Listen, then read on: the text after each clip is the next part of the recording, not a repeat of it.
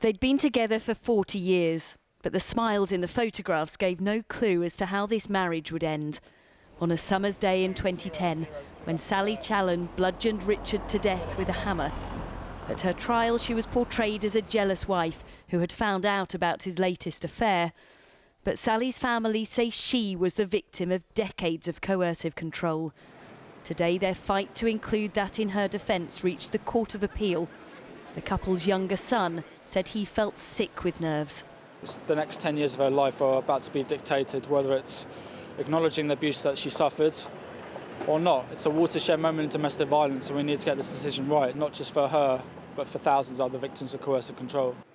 That became a criminal offence in 2015, after Sally was convicted. Her lawyers said Richard would tell her what to eat, what to wear, who she could see. He controlled her money, and when she found out about affairs, he made her think she was going mad. Her barrister told the court, had the jury had the benefit of the evidence going to coercive control, as well as an understanding of the dynamic of coercive control, then they would have come to a different conclusion, and the appellant would have been convicted of voluntary manslaughter. Sally Challen wasn't in court for the hearing, appearing instead via video link from prison. On the TV screen in court, you could see she was upset, wiping away tears at one point, but she listened intently to the proceedings, as did the packed courtroom. There's so much interest in this case, dozens had to wait outside. Rachel Williams was shot by her abusive, estranged husband.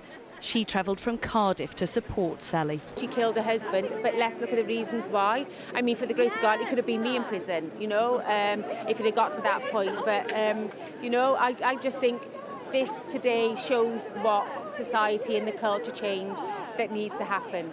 David and his older brother, seen here with their dad, say they don't justify what their mum did, but they believe she was driven to kill. A verdict is expected tomorrow. And Tessa joins me now. So Tessa, what happens next? Well, the appeal court judges have various options. They could uphold that original murder conviction, they could order a retrial, or they could do what Sally's lawyers and supporters really want, which is to reduce her charge from murder to manslaughter, which of course would carry a lesser sentence. She's currently 8 years into an 18-year life sentence.